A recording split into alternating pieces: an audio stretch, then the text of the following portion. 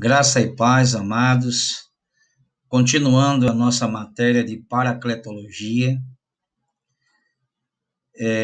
nós tivemos 3 aulas até agora, essa é a quarta e a última, para encerrar a matéria.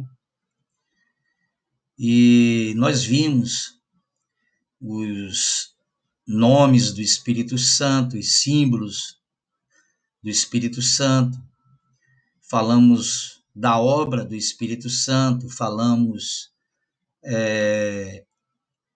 o Espírito Santo no Velho Testamento e o Espírito Santo no Novo Testamento. E eu quero encerrar falando de dons espirituais, um assunto extremamente importante. Para alguns, como eu falei nas aulas passadas, acreditam que os dons cessaram. Eles são os cessacionistas. E, para nós, os dons, eles continuam. Nós somos continuistas. Eu sou um continuista. Eu creio nos dons do Espírito Santo, na atuação do Espírito Santo nos dias de hoje. Não há um texto na Bíblia que afirme que os dons cessaram. Você pode procurar em toda a Bíblia e você não vai encontrar nenhum texto que afirme que os dons cessaram. Então, a ausência de evidências não é evidência de ausência, certo? Eu vou repetir de novo. A ausência de evidências não é evidência de ausência, certo? Quero começar com um texto de Atos 2:39, que diz assim: porque a promessa vos diz respeito para vós, olha só, para quem tem direito, para quem é a promessa, para quem é herdeiro dessa bênção. Atos 2:39 esclarece: porque a promessa vos diz respeito a vós, a vossos filhos e a todos os que estão longe, a tantos quantos Deus, nosso Senhor, chamar. Então a promessa não é para alguns, a promessa é para todos. Como eu falei nas aulas anteriores, a promessa lá de Joel, capítulo 2, que se cumpriu em Atos, capítulo 2, ela não é para alguns. Aqui em Atos 2:39 diz que ela é para vós, vossos filhos, para aqueles que estão longe e para todos quantos Deus, nosso Senhor, chamar. A promessa é para todos, certo? Não é para alguns, não é privilégio de alguns. O Senhor derramou do seu Espírito sobre todos que estavam reunidos naquele cenáculo, né? Ali em oração, esperando a promessa do Senhor Jesus, que enviaria o outro Consolador. Mas a promessa se refere também à igreja do Senhor. A vontade dele é que todos sejam salvos, que todos sejam parecidos com Jesus e que todos sejam cheios do Espírito Santo. Porque é impossível viver uma vida cristã, é impossível viver uma vida de santidade, é impossível dar testemunho de Cristo sem a presença do Espírito Santo nas nossas vidas. A partir de agora, eu quero falar sobre dons espirituais, certo? Existem algumas relações na palavra dos dons espirituais. eu vou falar aqui de 23 dons espirituais. O primeiro texto que eu quero ler para vocês, ele é bem explicativo. 1 Coríntios 7, 7. Porque queria que todos os homens fossem como eu mesmo. Mas cada um tem de Deus o seu próprio dom. Um de uma maneira, outro de outra. Então, Deus dá a cada um conforme a medida da fé, conforme a vontade dele. Todos têm, no mínimo, um dom, certo? Com certeza você deve ter mais de um, mas no mínimo Deus distribuiu dons aos seus filhos, a nós, e cada um de nós tem um ou mais dons, certo? Paulo está dizendo aqui que ele gostaria que todos os homens fossem como ele. Ele tinha vários dons. Mas aí ele conclui dizendo, mas cada um tem de Deus o seu próprio dom. Então, não necessariamente o seu dom será igual ao meu, o meu igual ao seu e vice-versa, e assim por diante, tá? Cada um tem o seu próprio dom. 1 Coríntios, capítulo 12, do verso 1 ao 11, Paulo está falando que nós não podemos ser ignorantes acerca dos dons espirituais. Porque muitas vezes nós pecamos, nós erramos por desconhecer as Escrituras e o poder de Deus, tá? Então, 1 Coríntios, capítulo 12, verso de 1 a 11, diz assim: acerca dos dons espirituais, não quero, irmãos, que sejais ignorantes. Vós bem sabeis que eres gentios, levado aos ídolos mudos, conforme eres guiados, né? Nós servimos a ídolos, a deuses, entre aspas, né? E nós éramos guiados por ele. Mas agora, ele está dizendo, Paulo, eu não quero que vocês sejam ignorantes.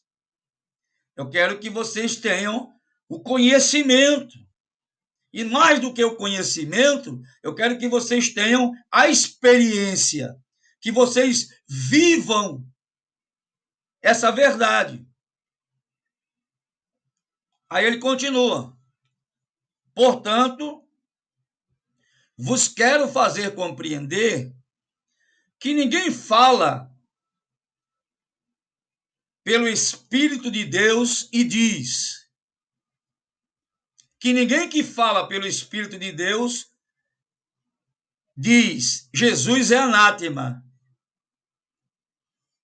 Então, se alguém diz que Jesus é anátema, este não está falando pelo Espírito de Deus. Porque quem fala pelo Espírito de Deus não pode dizer, né, que Jesus é anátema. Continuando. E ninguém pode dizer que Jesus é o Senhor se não for pelo Espírito Santo. Então, nenhum ser humano pode afirmar que Jesus é o Senhor se não for pelo Espírito Santo. Então, para que essa pessoa afirme que Jesus é o Senhor, ela o faz através do Espírito Santo na vida, agindo na vida dela, quer seja na salvação ou posterior à salvação. Ele continua, ora, há diversidade de dons, mas o Espírito é o mesmo. Nós vamos falar de 23 dons aqui. É evidente que eu não vou poder deter muitos detalhes sobre 23 dons, porque nós iríamos levar aqui, certo? Alguns meses.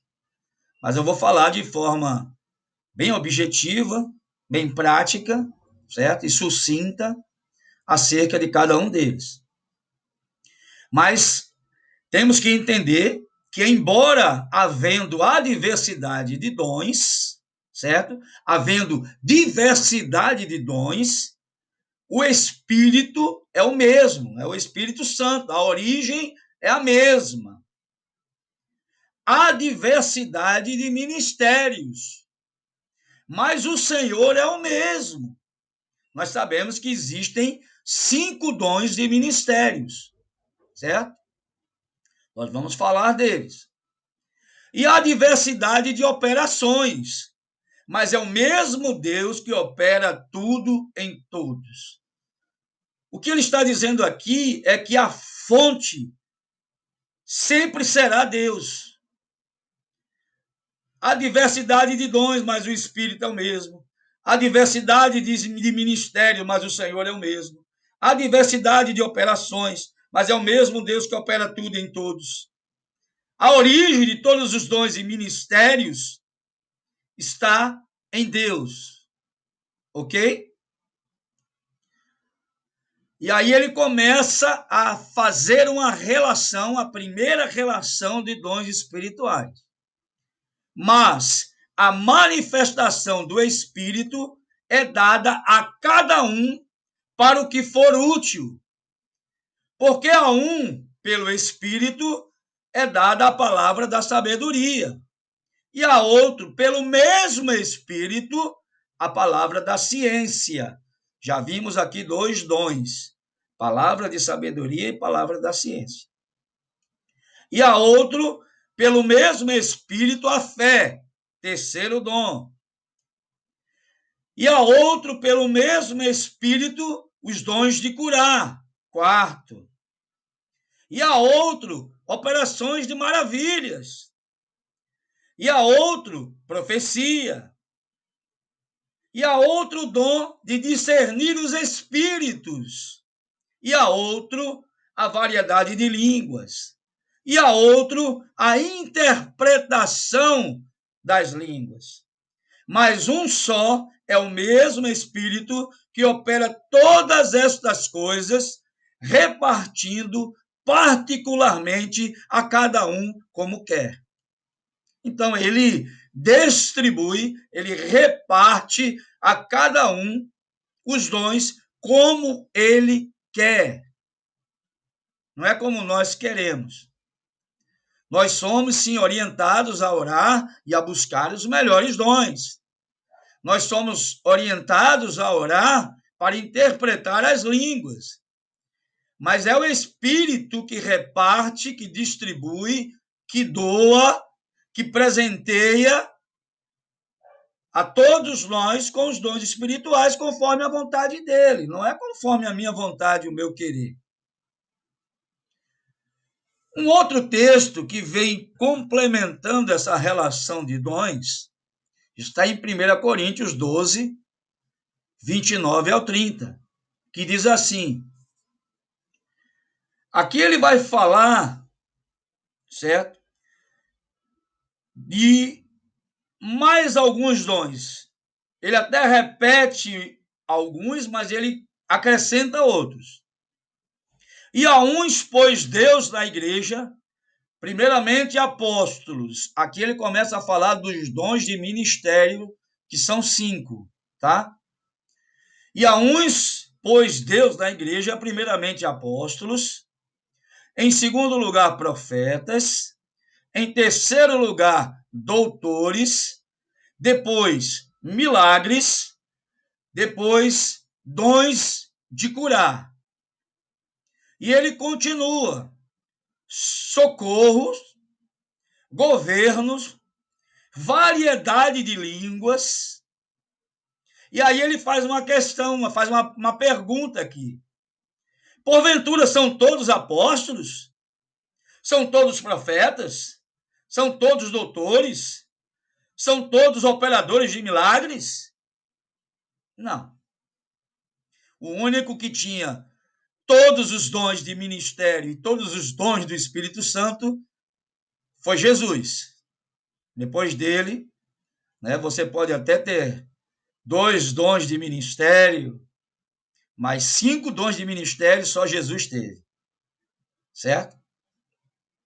Então, continuando aqui. Tem todos os dons de curar, o dom de curar?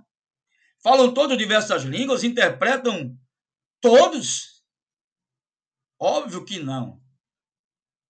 Certo? Porque uns foram chamados para pastores, para apóstolos, profetas, mestres, doutores. Uns têm um dom de socorro, outros dons de curar, um tem dons de língua, outros interpretam, outros têm profecia. É por isso que somos chamados de quê? Comparados ao corpo humano. Nós somos o corpo de Cristo. E cada corpo, o corpo ele é feito de membros. Cada membro tem sua função. E não há uma função mais importante do que outra.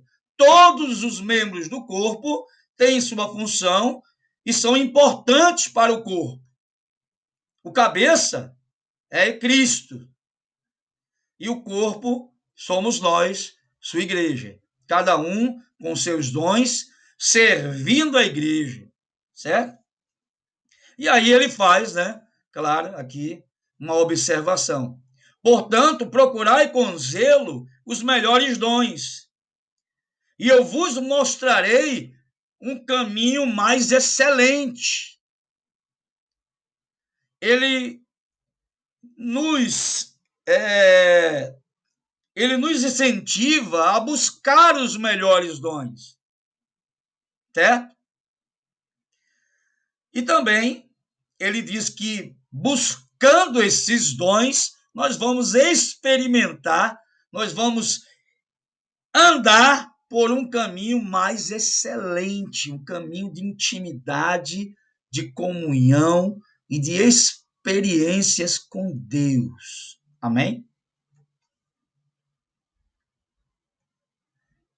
Uma outra relação está aqui em Romanos capítulo 12, verso de 3 a 8, que eu quero ler com vocês.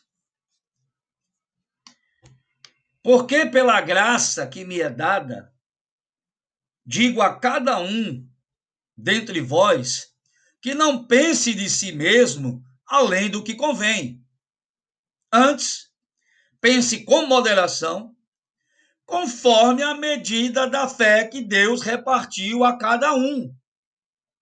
Então, Deus repartiu a cada um de nós uma medida da fé. Nós vamos ver mais na frente, quando eu falar sobre o dom da fé.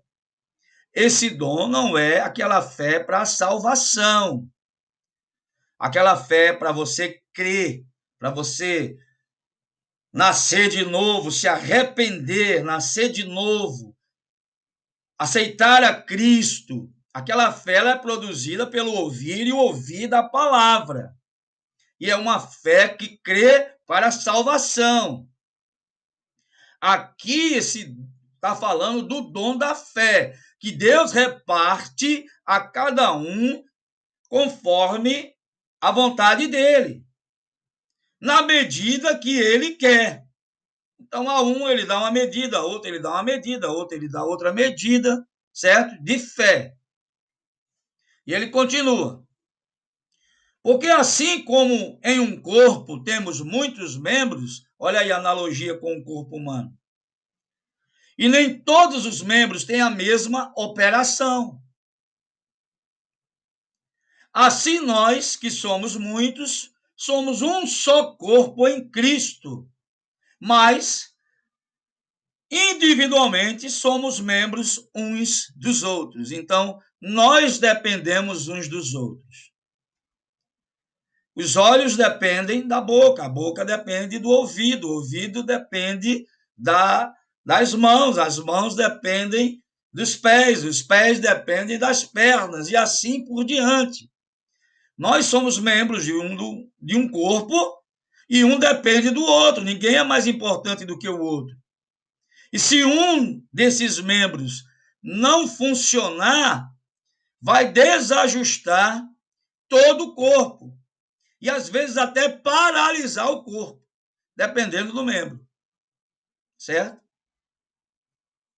Então vamos continuar aqui a leitura.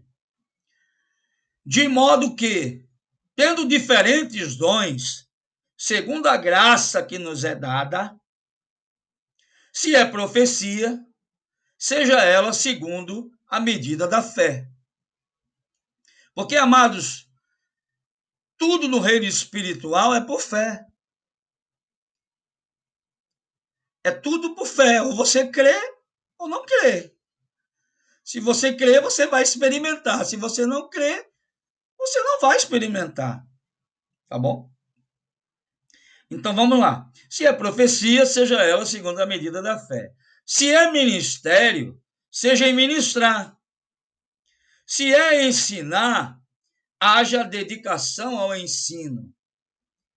Ou o que exorta, use esse dom em exortar. O que reparte, aqui são dons, hein? O que reparte, faça-o com liberalidade. O que preside, com cuidado. O que exercita a misericórdia, com alegria. Então já apareceram novos dons aqui, ó. O dom de misericórdia, certo? O dom de exortar, o dom de presidir, o dom de ensinar, certo? O dom de profetizar. Já apareceram novos dons que não estavam nas relações anteriores, certo? Vamos continuar. Mais duas relaçõezinhas aqui. Efésios 4, 7 e 8 diz assim: mas a graça foi dada a cada um de nós segundo a medida do dom de Cristo. Ele repete aqui várias vezes essa frase, que o dom, a fé, a graça é dada a cada um medido segundo a medida do dom de Cristo, segundo a vontade do Senhor, certo? Por isso diz, subindo ao alto, levou cativo o cativeiro e deu dons aos homens. Esse texto aqui afirma que quando Jesus foi assunto aos céus, certo? Ele nos deu dons, capacidades sobrenaturais, habilidades para sermos suas testemunhas, para exercermos o ministério, para desenvolvermos o dom que ele nos deu, para que a igreja, o corpo de Cristo, seja abençoado. Amém? E Efésios 4, 11 e 12 é uma confirmação do que eu estou falando, né? Um reforço, uma ratificação, que diz assim, Efésios 4, 11 e 12.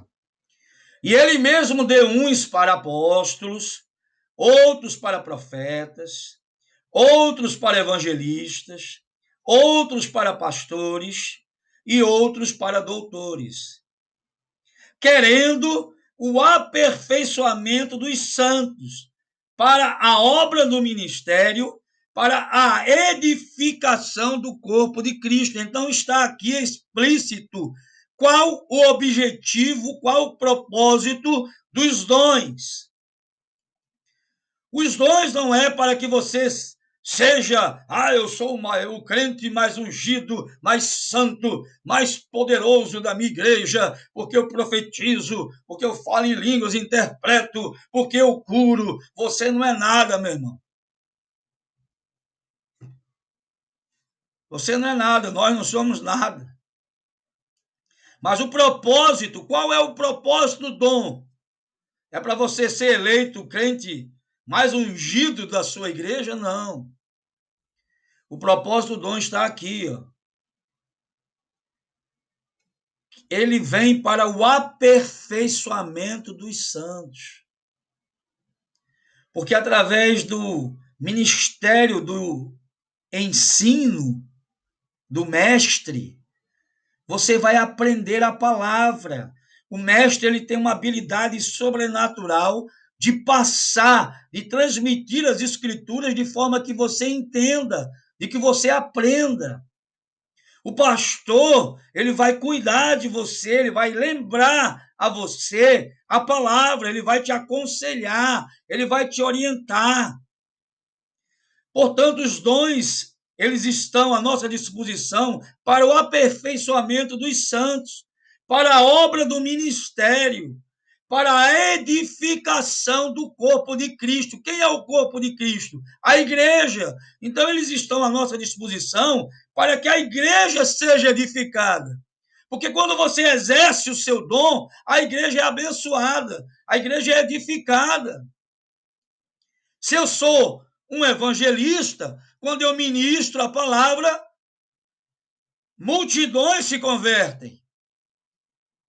E assim é acrescentado vidas às igrejas. O inferno é saqueado e os céus são povoados.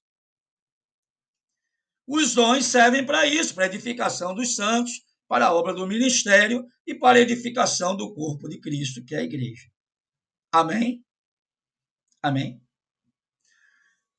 Eu vou dar um pouco mais de ênfase ao menor de todos os dons, o dom de língua. Os dons de línguas, porque há mais controvérsias, mais questões, né, sobre o dom de línguas. Então, eu vou dar um pouquinho mais de ênfase ao menor, mas por conta dessa questão, tá? Antes, eu quero fazer algumas observações. Primeiro, nós, do Instituto Bíblico Atos, da Comunidade Cristã Atos, nós não cremos que todas as pessoas vão receber os dons de línguas. Nem todos vão receber. Porque o texto mesmo que eu acabei de ler para vocês, ele mesmo declara: serão todos profetas? Falarão todos em novas línguas? Interpretarão todos? Não. Porque Deus distribui a cada um como quer. Então, nem todos falarão em línguas. Certo? Primeiro ponto.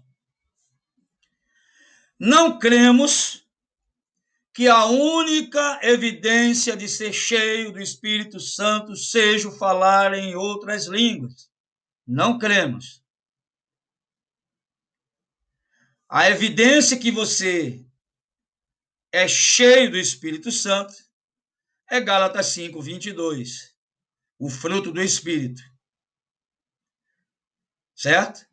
E a maior de todas as evidências é o amor, que é o maior de todos os dons. Ok? Terceiro, cremos que todos que se arrependem e nascem de novo recebem o batismo com o Espírito Santo no novo nascimento. Cremos como uma única experiência. Tá bom? Quarta observação. Também cremos em um relacionamento com a pessoa do Espírito Santo, no qual somos a cada dia cheios do Espírito Santo, capacitados a sermos testemunhas de Cristo Jesus. Não é que nós cremos em duas experiências. Não. Cremos que você, quando se arrepende e nasce de novo, é cheio do Espírito Santo. Mas nós cremos que o relacionamento pessoal, através da sua busca por Deus, da oração, da meditação na palavra, do jejum, da comunhão com os irmãos, no momento que você está salmodiando, cantando hinos de louvores, de adoração, exaltação, ações de graças, enfim, você está se enchendo, você está se relacionando com o Espírito Santo e, ao mesmo tempo, você está se enchendo cada vez mais dele. É como Jesus falou: quem crê em mim, rios de água viva fluirão do seu interior. Você vai sendo cheio, cheio, cheio, ao ponto que você vai transbordar.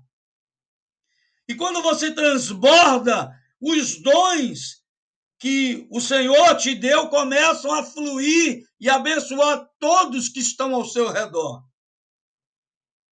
É dessa forma que nós cremos, tá bom? Tinha que fazer essas observações para que nós pudéssemos continuar, né, falando sobre paracletologia, certo? Para que vocês saibam o que nós cremos. Nós mostramos aqui as diversas linhas e correntes teológicas, falamos dos cessacionistas e falamos dos continuistas.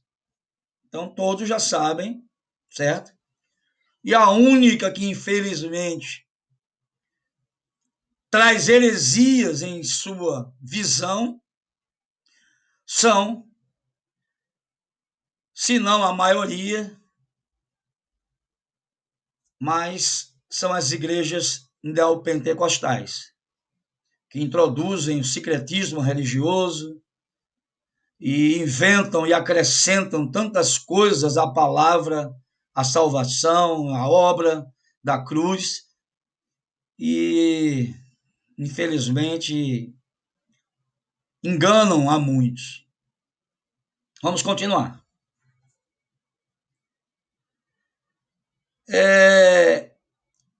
Eu não creio, e aqui eu acho muito importante, eu quero que você observe bem, eu não creio só no dom de línguas idiomáticos, embora eu já tenha visto uma vez, eu falei isso a vocês nas aulas passadas. Eu estava num culto onde uma pessoa que nunca falou inglês começou a falar inglês. E havia um americano casado com uma brasileira e ele traduziu o que aquela pessoa estava falando em inglês. Mas eu não creio que a Bíblia aqui, embora no Pentecostes tenham sido línguas idiomáticas, eu não creio apenas no dom de línguas idiomáticas. E eu vou explicar por quê. Porque existe o dom de interpretar. Se fosse somente o dom de línguas idiomáticas, não precisava de intérprete. Precisava de um tradutor, mas não intérprete.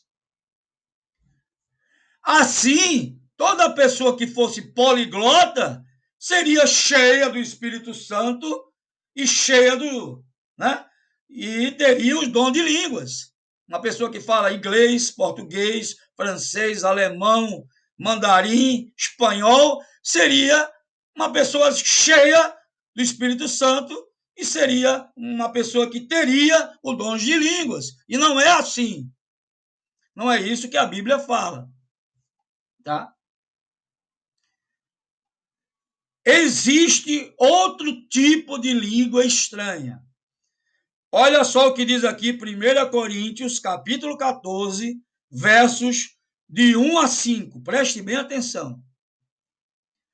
Segui o amor e procurai com zelo os dons espirituais, mas principalmente o de profetizar. Porque o que fala em língua desconhecida não fala aos homens, senão a Deus. Então, olha o que a palavra está dizendo. A palavra está dizendo que aquele que fala em língua desconhecida, ou em língua estranha, ou em língua de anjos, não fala aos homens, senão a Deus, porque ninguém o entende. Porque ninguém o entende, e em espírito fala mistérios. Então, aquele que fala em línguas estranhas está falando com Deus, não com homens. O que ele fala, ninguém entende, somente Deus. E em espírito, ele está falando em mistérios. Porque só Deus entende, por isso que é um mistério. A não ser que haja um intérprete, tá? Continuando o texto. Mas o que profetiza fala aos homens para a edificação, exortação e consolação. Paulo aqui ele está dizendo que ele prefere que a pessoa profetize do que ela fale em línguas estranhas. Porque se ele profetizar, as pessoas vão entender, certo? É isso que Paulo está falando aqui.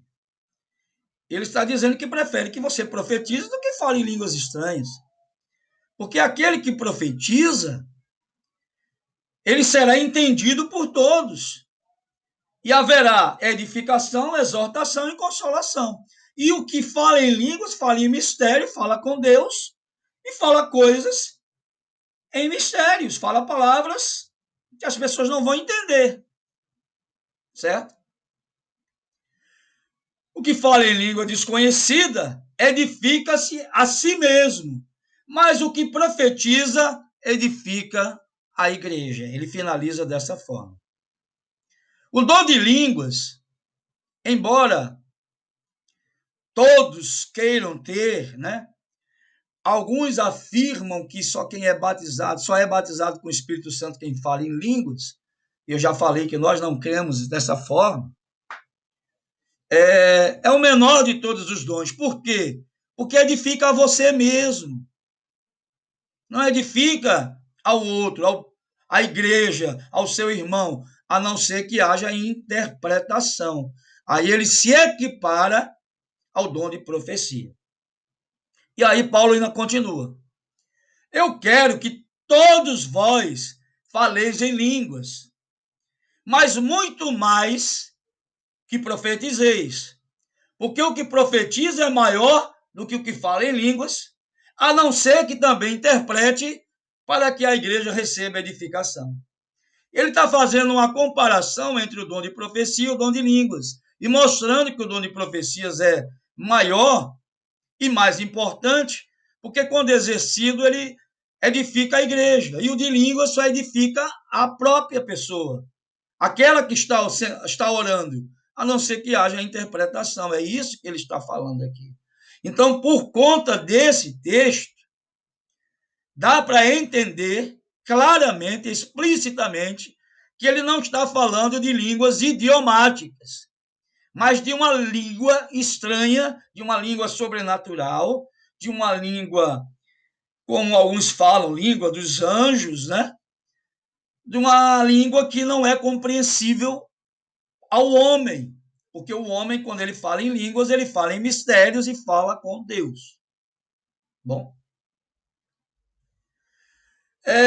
de acordo com os textos que nós lemos, 1 Coríntios 12, de 8 a 10, 1 Coríntios 12, 28, 29, Romanos 12, verso 3 e 8, Efésios 4, 11, 1 Coríntios 7, 7, eu relacionei 23 dons. Existem mais, tá? Mas eu não posso falar de todos, porque o tempo não vai ser suficiente. Certo? E nós temos que encerrar esse assunto.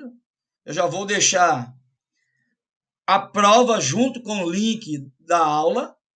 E no sábado que vem, certo? Vou até ver aqui a data. Sábado vai ser dia 9, tá?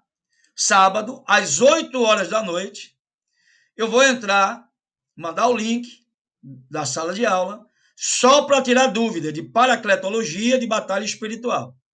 Quem puder e quiser, entra nesse horário para tirar as dúvidas, tá bom? Mas eu já vou enviar a aula de paracletologia e vou enviar a aula de batalha espiritual e vou enviar as duas provas. Cada uma, você vai ter uma semana, 7 dias para responder, pode consultar, tá bom? Valendo de 0 a 10, claro, né? Então, vamos lá. De acordo com esses textos, eu vou falar de uma relação de 23 dons, certo? De uma forma superficial, Eu dei mais ênfase ao dom de língua porque é o que tem, né, mais correntes teológicas que divergem acerca dele, da existência ou não. Os dons eu vou falando, certo, à medida que nós fomos aqui dando continuidade à aula. Um dos dons que foi falado, mencionado, eu vou falar por ordem alfabética, tá? Foi o dom de administração.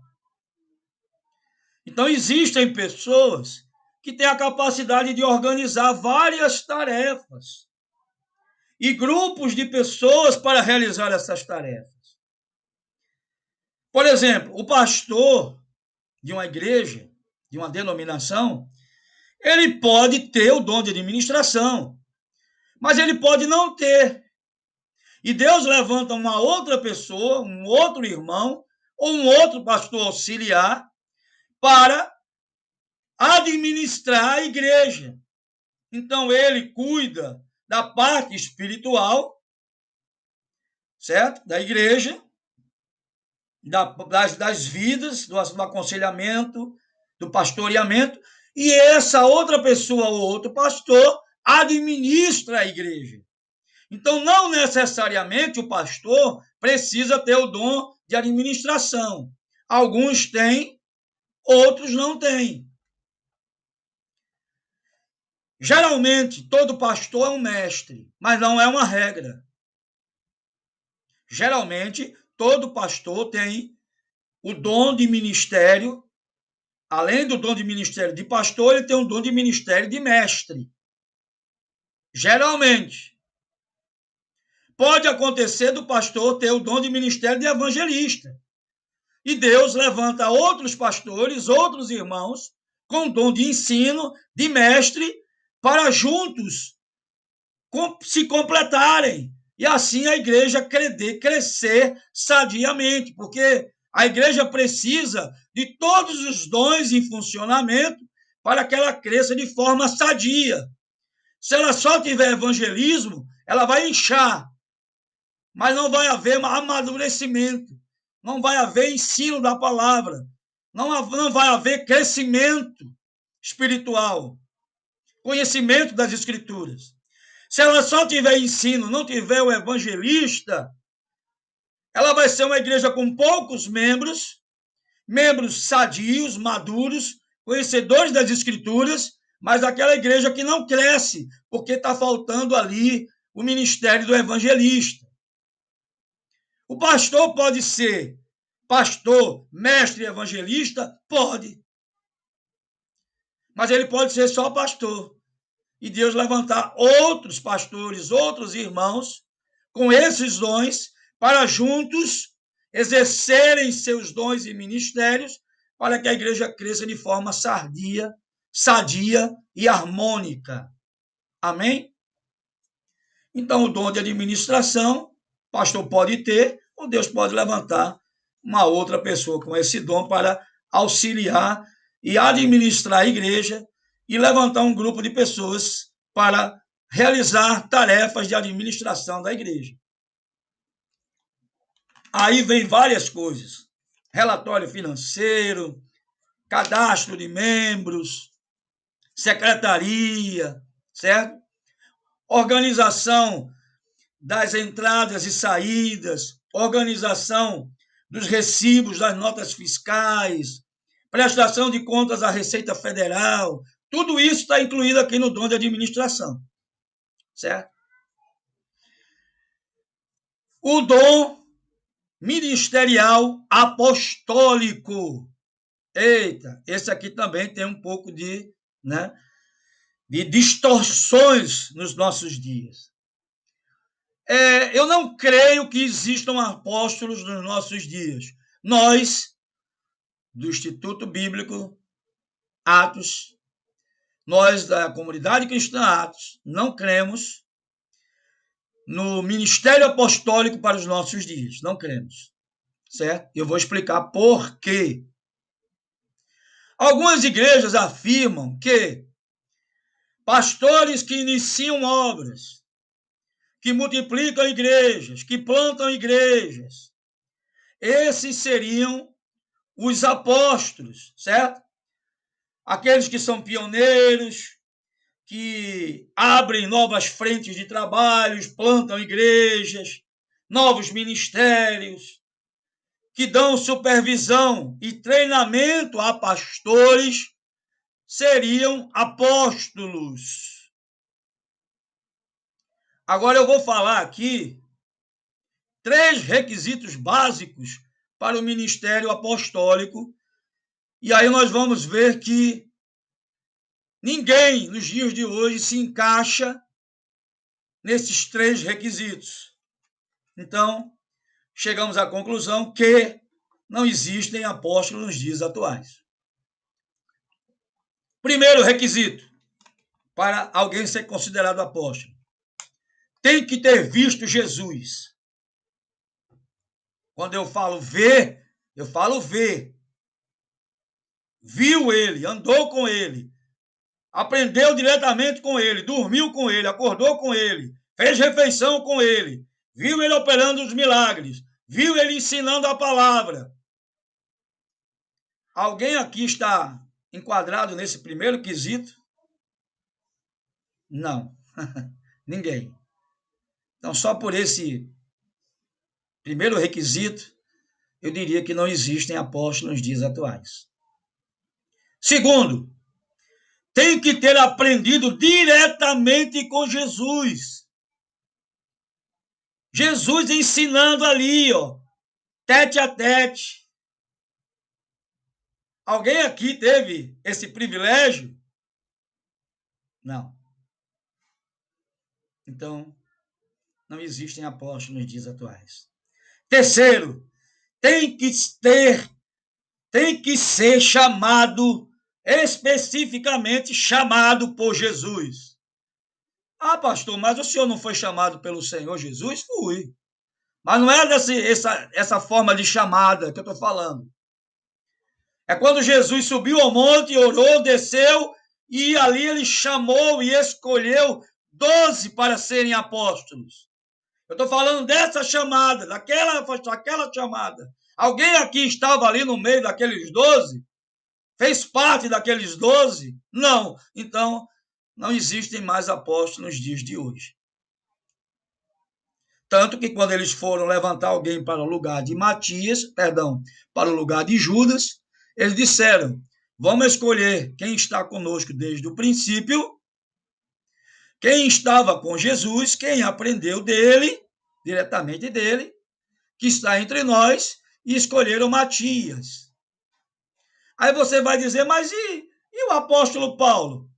Bem, o apóstolo Paulo é apóstolo do Senhor, certo? Ele viu Jesus? Viu. Quando ele ia na estrada para Damasco, com cartas para prender os cristãos, Jesus apareceu para ele e falou com ele. Ele viu Jesus. Ele ficou cego do brilho, da glória do Senhor naquele momento veio sobre a vida dele. Ficou cego por alguns dias, até que Ananias impôs as mãos e ele voltou a enxergar. Ele passou 3 anos na Arábia, aprendendo diretamente com Jesus. Jesus ensinando a ele, embora ele fosse doutor da lei, judeu, criado aos pés de Gamaliel, mas ele precisava aprender de Jesus as boas novas, não apenas a letra, a Torá, mas as boas novas de Jesus, certo? E Jesus o chamou para ser uma testemunha dele. Então, o apóstolo Paulo, sim, era um dos apóstolos, foi um dos apóstolos de Jesus. Depois dele, nenhum outro homem pode mais ser considerado apóstolo do Senhor Jesus Cristo. Certo? Então, o fato de você plantar igrejas, abrir ministérios, de você supervisionar pastores, treinar pastores, não faz de você um apóstolo. Pode fazer de você um pastor de pastores, mas não apóstolo. O dom do artesanato, que é a capacidade de planejar, construir, trabalhar com as mãos em ambiente de construção para realizar múltiplas aplicações ministeriais. Isso é um dom, certo? Que a gente encontra lá em Êxodo 30, 22, em Crônicas 34, 9, 13, em Atos 18, 2 e 3. Existe o dom de discernimento de espírito. Esse dom é importantíssimo para todo cristão, mas é importantíssimo para pastores. Porque o dom de discernimento de espírito, ele vai nos dar o entendimento se aquilo que aquela pessoa está falando é heresia ou não, está na palavra ou não, se aquilo é uma verdade ou se aquilo é uma mentira, se aquele espírito que está falando é de Deus ou não é de Deus. Então, por isso que eu digo que é um dom importante para líderes, o dom de discernimento de espírito. Você entende as motivações e as intenções daquela pessoa que está falando. Você tem esse discernimento, o Espírito Santo te dá esse discernimento. Opa, isso aí não é de Deus não, meu irmão. Isso aí não é Deus que está falando, não. Esse é um dom. E eu digo que é muito importante, principalmente para pastores, líderes. O dom do evangelismo, eu não estou falando do evangelismo, aquele evangelismo que todos nós fomos chamados a fazer. Quando Jesus diz, ide por todo mundo e pregar o evangelho a toda criatura. Essa missão é de todos os cristãos, sendo você evangelista ou não. Mas esse dom de evangelismo, que é um dom de ministério, é aquele que tem uma capacidade sobrenatural para pregar para multidões e multidões aceitarem a Jesus. Um dos exemplos, né, que eu poderia citar agora, o reverendo Billy Graham, que pregava para estádios lotados e milhares de pessoas aceitavam a Cristo. Ele tinha, sim, o dom de evangelismo, o dom de ministério de evangelista, certo? Mas não ter o dom de ministério de evangelista não significa que você não evangelize, tá? Porque a ordem foi dada para todo cristão, ir por todo mundo e pregar o evangelho a toda criatura. Aqui não está falando especificamente do dom de ministério de evangelista, não. Aqui está falando de todo cristão, tá bom? Não vamos nos enganar. O dom da exortação é aquela pessoa que tem uma habilidade, uma capacidade divina de fortalecer, de confortar, de instigar as pessoas a agir através da palavra. Muitas pessoas pensam que exortar é meter o pau, descer a lenha. Não. Exortar é fortalecer, confortar, animar, levantar. Então, o dom de exortação é aquela pessoa que tem essa habilidade sobrenatural de fortalecer as pessoas, de animar, de confortar, de instigar, de fazer as pessoas agirem de acordo com a palavra, obedecendo a palavra, observando a palavra. Eu vou mandar essa nota de aula para vocês também, tá? O dom da fé, como eu falei no início, não é aquela fé para a salvação. Aqui é um dom, certo? E essa fé, que é um dom, ela vem sobre nossas vidas para que você acredite em resultados sobrenaturais, em coisas extraordinárias. Por exemplo, uma vez eu fui chamado para orar por uma pessoa que estava com AIDS em fase terminal. Chegando lá, eu olhei para ele e vi só pele e osso. E na minha mente, na hora, veio uma mensagem, uma palavra, uma frase dizendo não tem mais jeito. Eu, na hora, discerni que aquilo não vinha de Deus, eu repreendi ali. E o Senhor me deu uma fé naquele momento para acreditar que Deus poderia curá-lo. Primeiro eu levei ele a Cristo, preguei o evangelho e aceitou a Jesus. Depois eu orei por ele.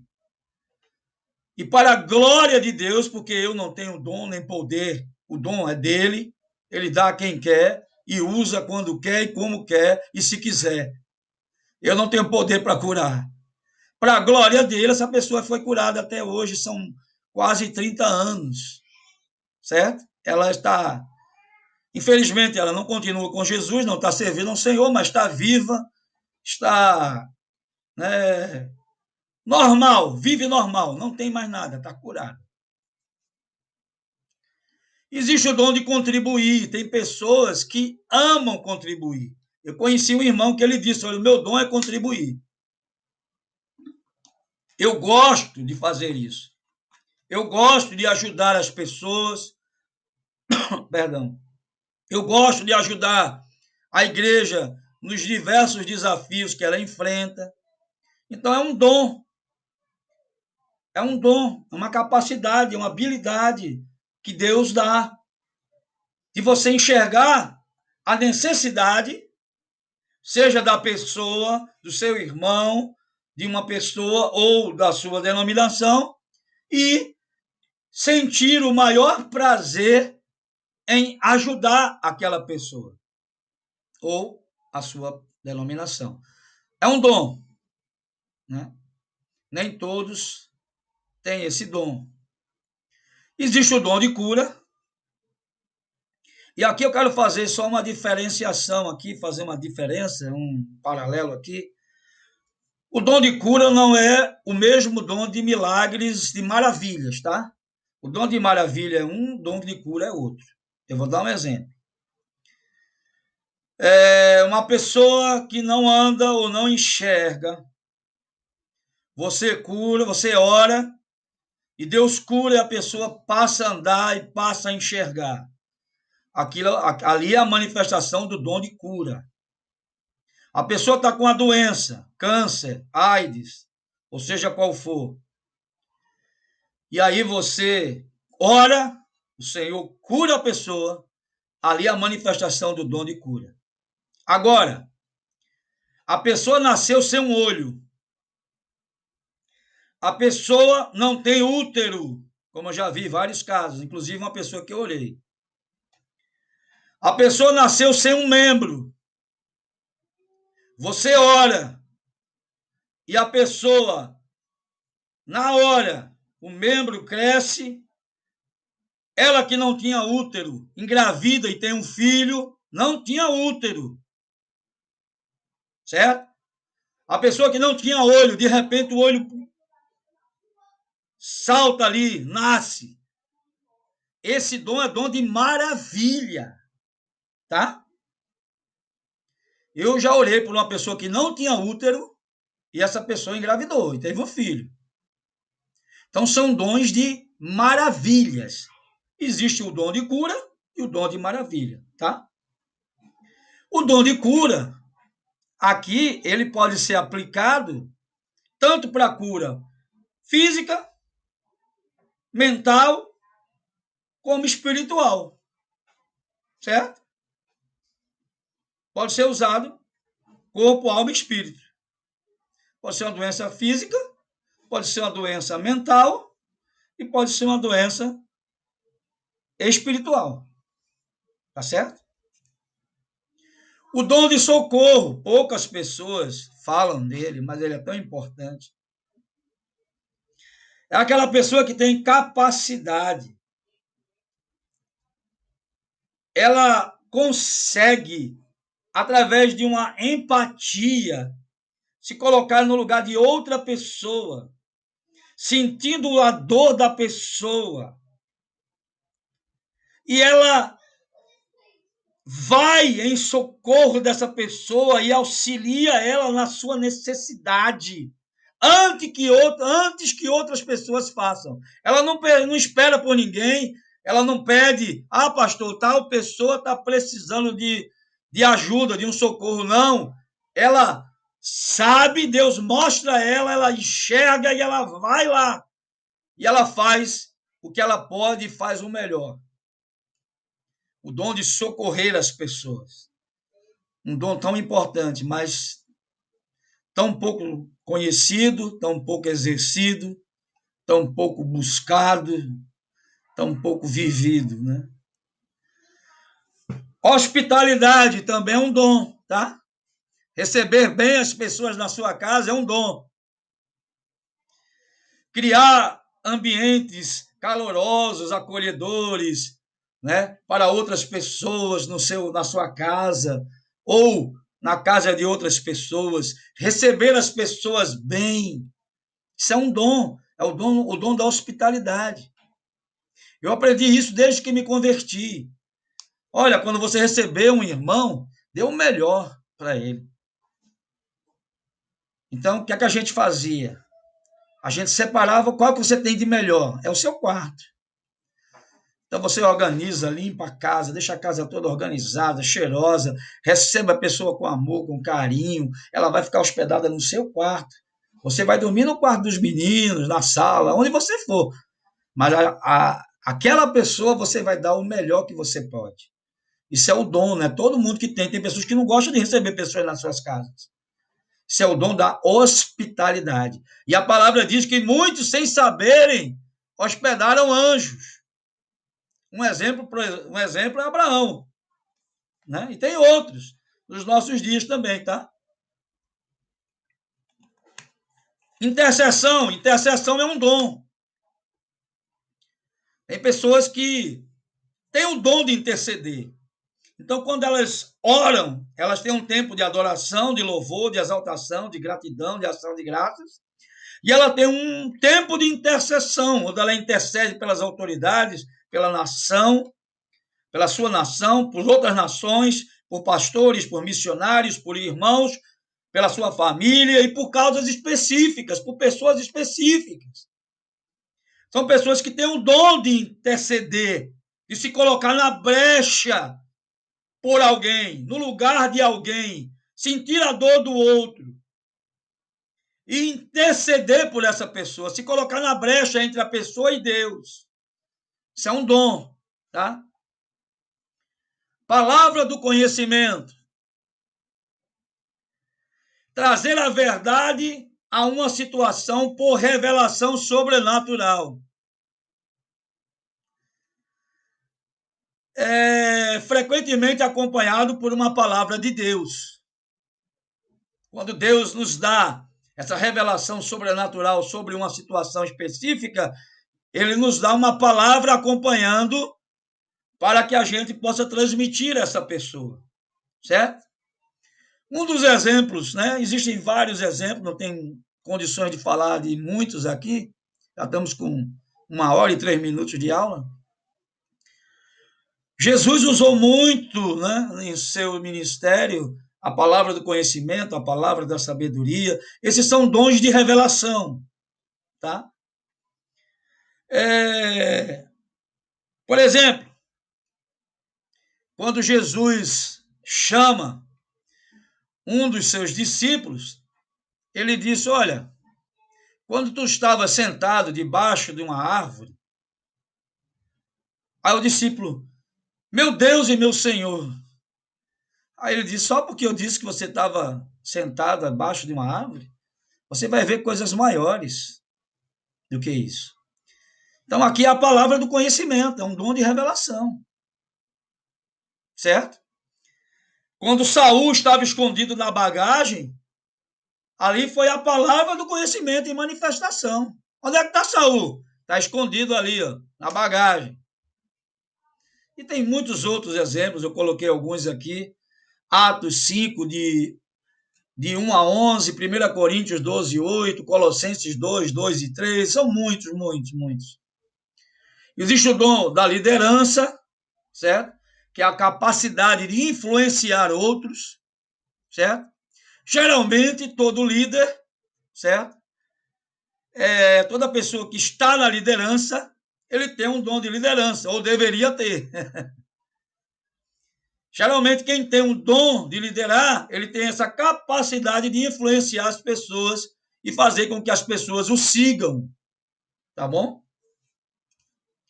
O dom de misericórdia, que é a capacidade de sentir empatia e de cuidar daqueles que estão sofrendo de alguma forma.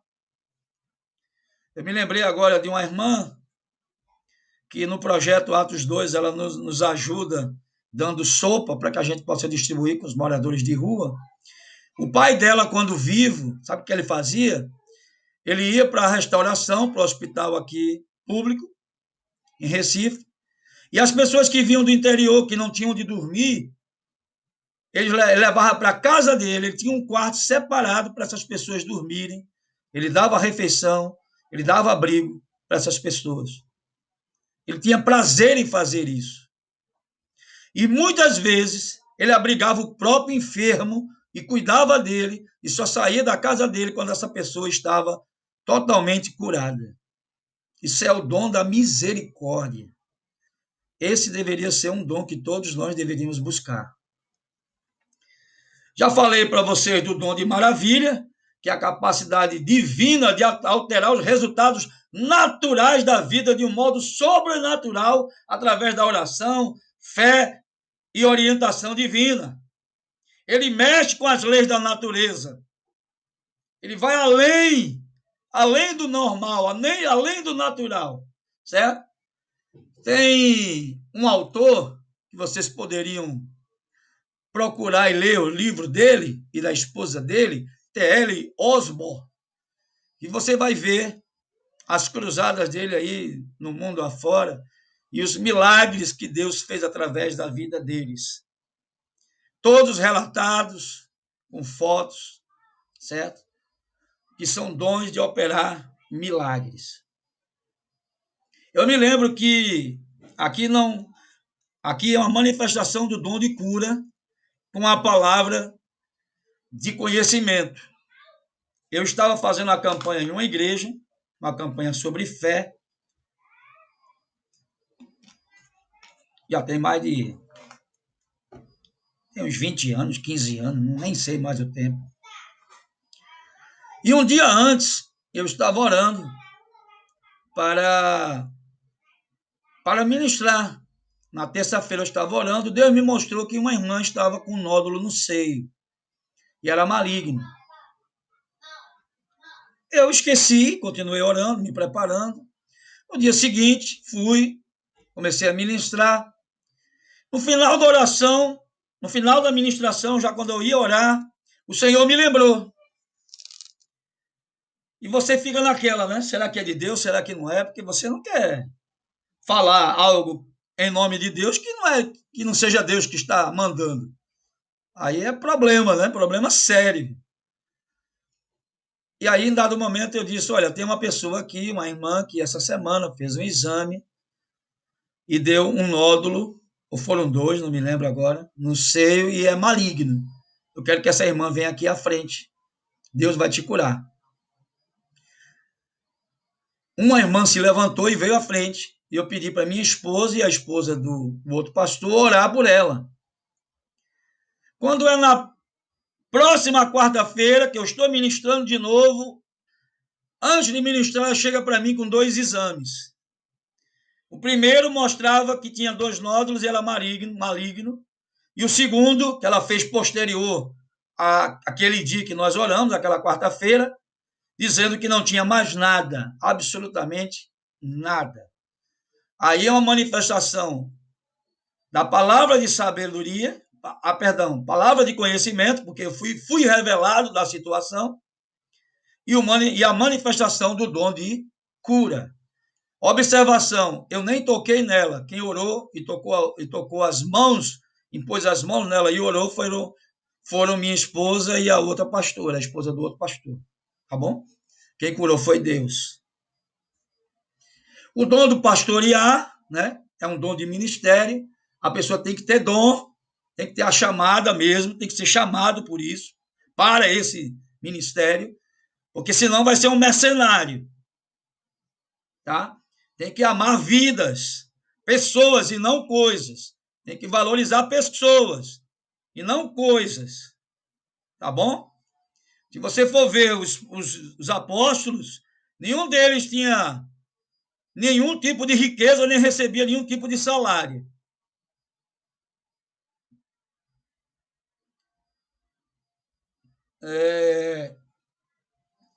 O pastor ele tem uma capacidade divina de cuidar das necessidades pessoais dos outros, nutrindo e aconselhando, pastoreando, cuidando, discipulando as pessoas, certo? É um dom, é um chamado.